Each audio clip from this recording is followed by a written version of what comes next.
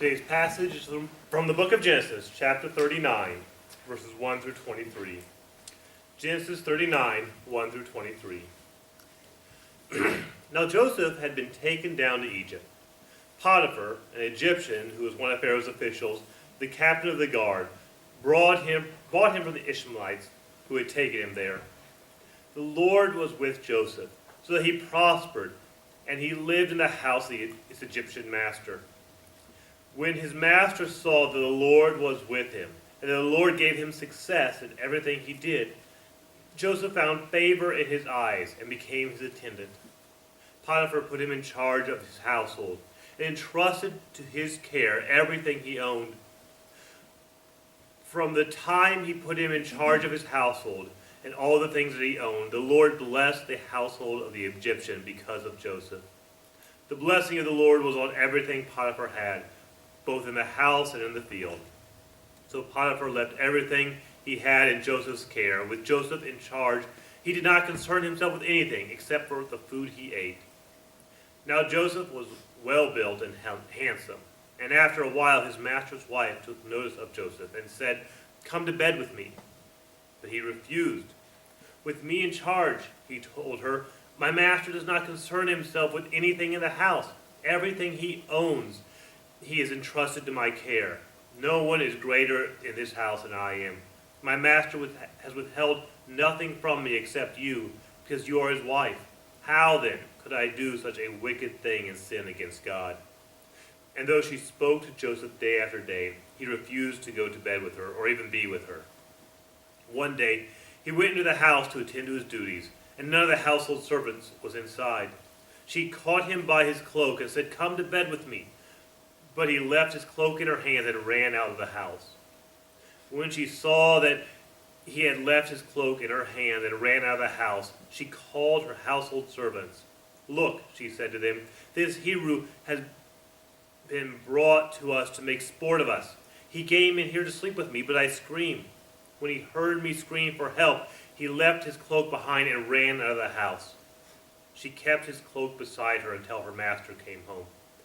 Then she told him this story: "That Hebrew slave you brought us came to me to make sport of me. But as soon as I screamed for help, he left his cloak beside me and ran out of the house." When his master heard the story, his wife told him, saying, "This is how your slave treated me." He burned with anger. Joseph's master took him and put him in prison, the place where the king's prisoners were confined. But while Joseph was there in prison, the Lord was with him. He showed him kindness and granted him favor in the eyes of the prison warden. So the warden put Joseph in charge of those held in prison. He was made responsible for all that was done there. The warden paid no attention to anything under Joseph's care, because the Lord was with Joseph and gave him success in whatever he did.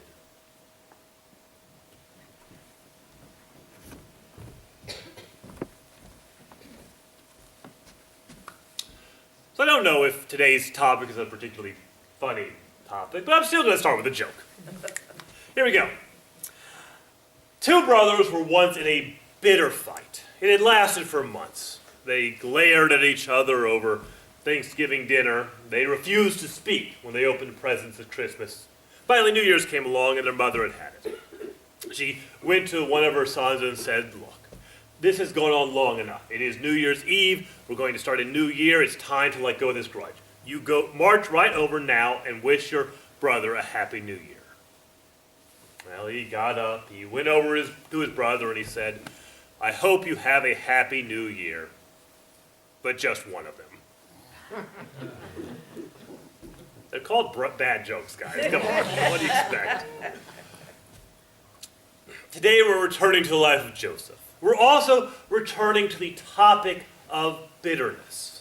Last week, we talked about Joseph and his brothers. And Joseph's brothers became bitter towards their brother. They were bitter because God had revealed that life would not go the way they expected it to go. And they were bitter because of how Joseph and their father had mistreated them. And that bitterness caused them to attack Joseph, fake his death, and then sell him as a slave to Egypt. And last week I talked about the dangers of bitterness and how we can escape bitterness in our own lives today. Because bitterness is still a threat to us. I talked about how we might get out of bitterness, but I also said that it is far easier to avoid bitterness in the first place. Once bitterness has hardened in our lives, it is very difficult to get it out. It is far easier and far better to avoid bitterness before it hardens. So how do we do that? That's what I want to focus on today. As we look at the life of Joseph, we're going to see that he managed to avoid the bitterness that consumed his brothers. Joseph certainly had reason to be bitter. He suffered loss and trauma and betrayal. When he was at home living with his family, things seemed bright. He was being groomed as the heir for his father. He had been given a dream from God saying that he would shine so brightly, his brothers would bow down to him. But then his dreams got hijacked. His hopes were destroyed. His own brothers attacked him, first planning to murder him and then settled for selling him as a slave to Egypt. Everything seemed to fall apart. And yet Joseph avoided the bitterness that seemed to control his brothers. As we look at the life of Joseph, I think there are 4 things we can learn about how we can avoid bitterness before it starts in our lives. Now, before we get there, I do need to talk about why this is important. Because bitterness is destructive. First off, bitterness is a sin. In Ephesians chapter 4, verse 31, Paul directly commanded us, get rid of all bitterness. This shouldn't surprise us. Bitterness is a next-door neighbor to hatred.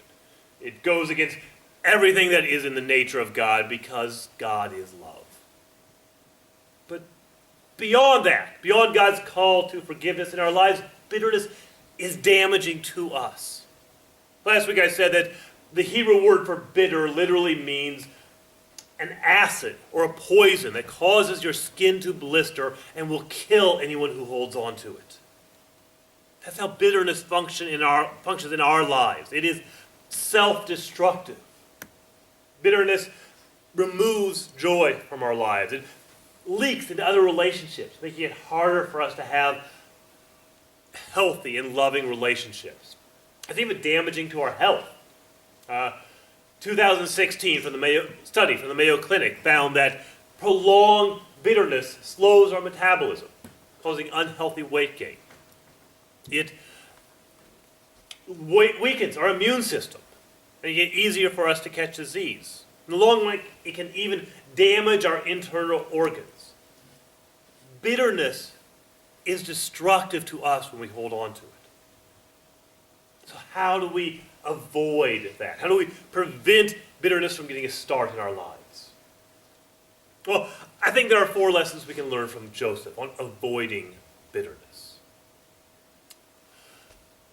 As we pick up the story with Joseph today, Joseph had been sold as a slave in the house of Potiphar. And the first thing we're told about Joseph in his time as a slave is that God gave him success in everything that he did. Now, I think this success was a blessing from God, but God did not bless Joseph for sitting idly by doing nothing. God blessed Joseph for his own industry, that Joseph served as best he could in the house of Potiphar. And I think that's the first way we avoid bitterness. We serve as best we can. I think Joseph would have faced a real temptation to start out bitter. He had been betrayed. He had lost everything he had. I think there would have been a real temptation to just sit back and do nothing. Joseph was a slave. He wasn't working for himself. He wasn't working by his own choice. He was working for someone else against his will. I think it would have been a real temptation to just avoid work. Do half a job. Work when the boss is looking at you, but spend the rest of the time playing on your phone or something like that. I think that Joseph really would have been tempted to live that way. But Joseph chose a different path. And this will become a defining aspect of Joseph's life. Wherever he was, he served as best he could. When he was a slave in Potiphar's house, he did his best, and that got the notice of Potiphar. He was eventually promoted to being in charge of Potiphar's household. Later, Joseph would end up in prison, and he served as best he could in prison until he was placed in charge of the other prisoners. He would eventually become a servant of Pharaoh, and he would serve as best he could until he became the second most powerful man in the nation. Wherever he was, Joseph served as best he could.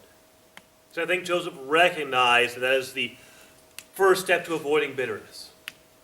When we face loss in life, when we face trauma, and we all will face loss and disillusionment in life, we have a choice. We can focus on what is lost.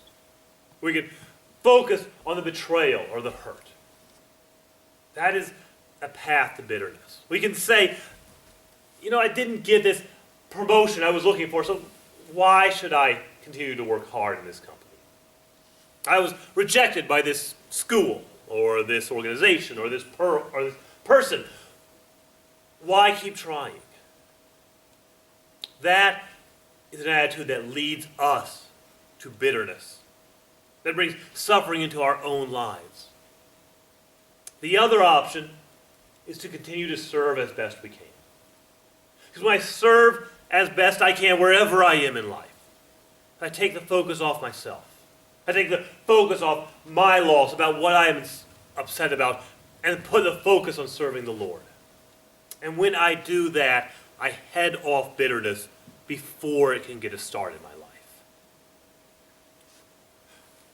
So the first way we avoid bitterness is we serve as best we can. A second way we avoid bitterness is we run from temptation. Again, we see this in Joseph's life. We don't know how long Joseph was a slave in Potiphar's home. But this was probably manual labor, and he grew into a strong, handsome young man. So much so that Potiphar's wife took notice. And what came next feels like a scene out of a bad soap opera. The employer's bored housewife knows her husband's young, attractive employee. And she tried to seduce him, but the young man won't have anything to do with it. His rejection just entices her more, and she keeps on going. Finally, she manages to corner the young man alone in her home and physically get her hands on him. I want to say we should recognize the temptation Joseph faced here. Joseph had been alone and isolated for years. I think this was a real and genuine temptation in his life. I also think he has one of the best responses to temptation recorded in the Bible. He ran for it. He literally ran out the front door. Potiphar's wife went at him, he ran away. She got hands on his cloak, so he just got the cloak off and kept on running. That is the right response to temptation. He just ran. And sometimes when we face temptation, the best thing we can do is run for it. When we are down, when we get kicked while we're down, it's usually followed by another round of temptation. The book of James says, resist the devil and he will flee from you. And that's absolutely true. But sometimes when we're down, sometimes when we're already struggling, resistance is hard to come by. In those situations, the best thing we can do is run from temptation. I mean this very literally. When we are facing temptation, often the best thing we can do is make physical distance between us and the temptation. To get away from it, to get around people we know will encourage us and keep us out of that temptation. Let me give just a common example. Could be alcohol abuse. When we're down, when we're suffering already, that is when the devil likes to press a bottle into our hands and say, it won't cause any harm. That's a lie. Everybody does it. Also a lie. And it's only this one time. Biggest lie of all. And when we're down, that's a real temptation for us. And if that's the temptation that you face when you're already feeling weak, often the best thing we can do is just run for it. Get rid of any alcohol in the house. Get around people whom we know don't drink. Avoid the temptation when we know we're already down. Now, obviously, that's just one example, and it might not be the specific temptation you face. But when you get kicked down, and it happens to all of us, recognize that another round of temptation is probably coming. And whatever temptation is you face personally, when you're already down, often the best thing we can do is just run from that temptation. Get physical distance between it and us. Because the devil likes to kick us when we're down. And if he can instill bitterness in our lives and create a self-destructive habit as well, for him, that's a win-win. So when we're already feeling down, when we're already tempted towards bitterness, run from temptation. So, we serve as best we can and we run from temptation. A third way we avoid bitterness in our lives. So when we are faced with human weakness, seek God's goodness. When we are faced with human wickedness, seek God's goodness. Because certainly Joseph was faced with human wickedness. After he rebuffed Potiphar's wife, she decided to tell a story. She twisted the truth. So that when her husband came home, she said that it was Joseph who tried to force himself on her. Now, Potiphar's response to that accusation is interesting. In that culture, if a slave was accused of attempting to rape his master's wife, he would be put to death. No questions asked. That's not what happened to Joseph. He instead was put in jail. It makes me think that maybe Potiphar did not trust his wife's account. Perhaps there was something in Joseph's character that said that he is not the kind of man who would do this. We're told that when Potiphar told this story to her husband, Potiphar burned with anger. What I find interesting is we're not told who he was angry at. Was he angry at Joseph because he believed his wife, or was he angry at his wife for putting him in this situation where he knew she was lying, but he couldn't do anything about it? Whatever the case, Joseph did end up in Pharaoh's jail. Well, he was there, he met Pharaoh's cupbearer and baker. Both of them had had dreams, and Joseph had some experience with dreams, and he said God could give an interpretation. The cupbearer dreamed that he had squeezed some grapes into grape juice, and that he had served it to Pharaoh. And then the baker dreamed that he was carrying bread to Pharaoh, but that birds ate it all up. Joseph said that the cupbearer's dream meant that he would be released and restored to his position, but that the baker's dream meant that he would be executed. Both interpretations proved true. The baker was executed. The cupbearer was released from prison, and he left promising to remember Joseph and bring his case before Pharaoh. And the last sentence of chapter 40 is, however, the cupbearer did not remember Joseph. He forgot about him. That's two people who should have been on Joseph's side who abandoned him. Potiphar knew Joseph was innocent, still threw him in jail.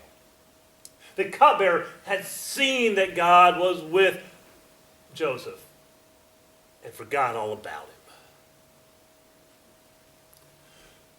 When we're faced with human wickedness, seek God's goodness. If we put people up on a pedestal, they're going to fall off because we're only human.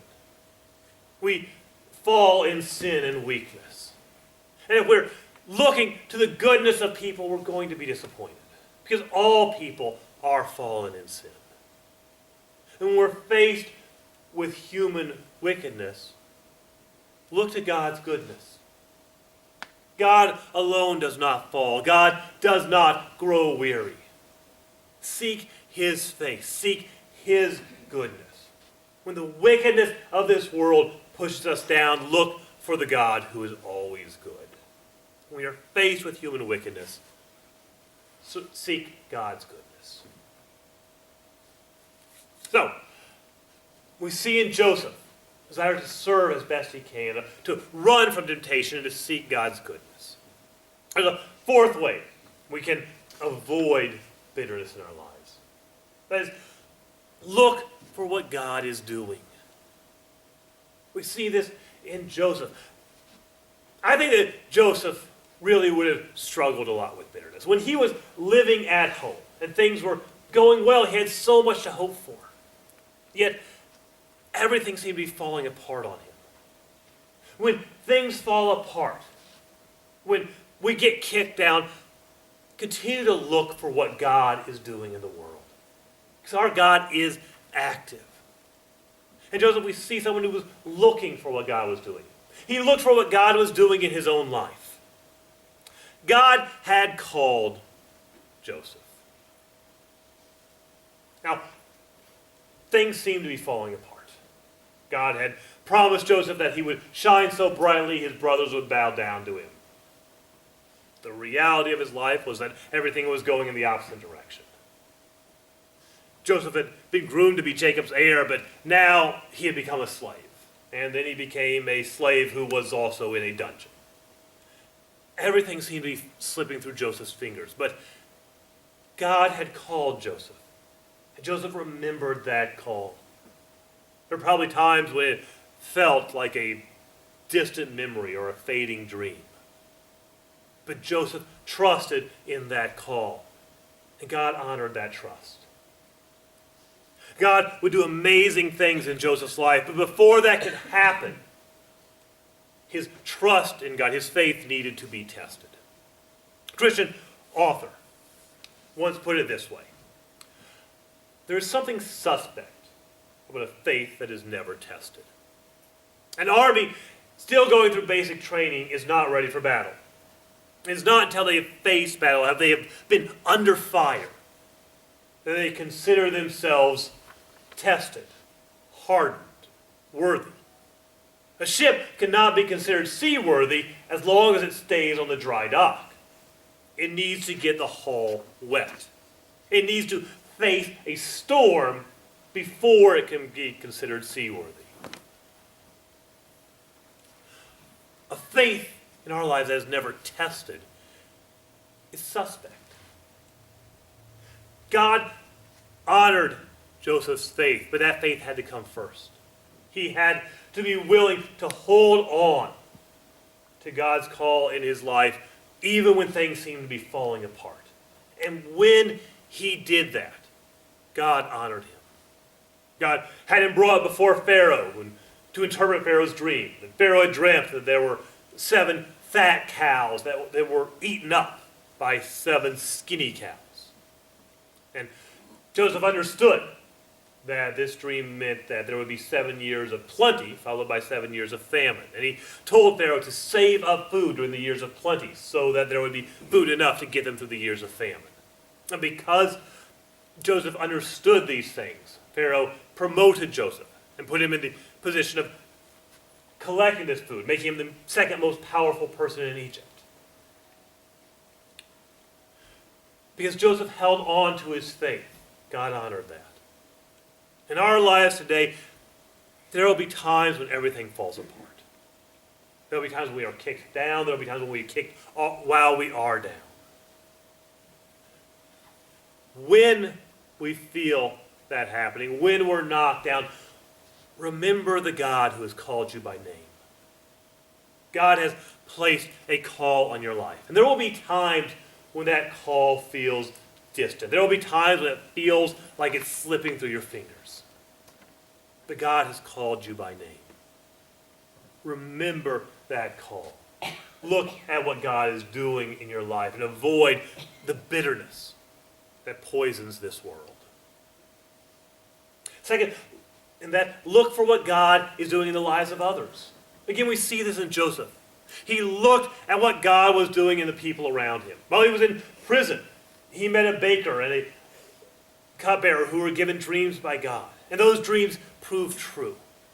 And Joseph saw what God was doing in their lives. And so he had trust that God was active in his life. I think there could be a temptation to bitterness there, a temptation to envy, that when we see God acting in other people's lives, there's this temptation to say, well, why not me? Why them and not me?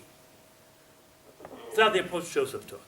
He saw God active in the lives of others, and he trusted.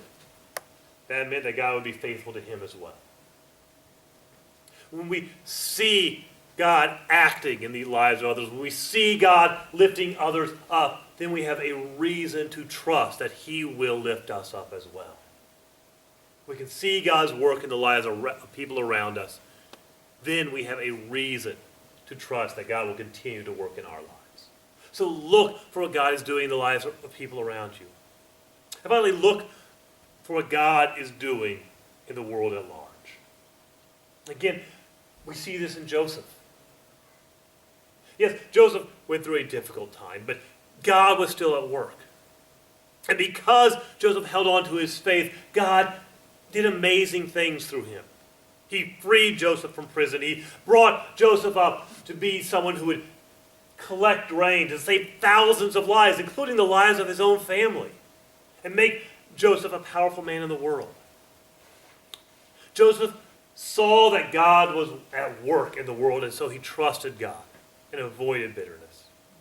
And still today, when we feel knocked down, we can look at what God is doing in the world. Look at the way the church is advancing throughout the world. Look at the things that our God has allowed us to discover and create. Look at the way that doors have been opened that seemed closed forever. And when we see what God is doing in the world, we can know that God is active in our lives. Because our God has big plans. Our God is active throughout the world, but the God who has these big plans has numbered every hair on your head. The God who controls the fate of nations cares about our hopes and our dreams and our losses and our pain. And when we see him active in the world, we can trust that he is active in our lives as well. And we can avoid the poison of bitterness that controls this world. We all face loss. We all get knocked down from time to time. The world gets consumed by bitterness. But we can avoid that fate. Serve as best we can wherever we are. Run from the temptations of this world. Seek God's goodness and look at what God is doing in our lives, in the lives of those around us, in the world at large. The bitterness of this world is a poison. But it's a poison that can only hurt us if we hold on to it. We have a God of hope. So seek the God of hope and find that hope in this life. In a moment, we're going to stand for an invitation hymn.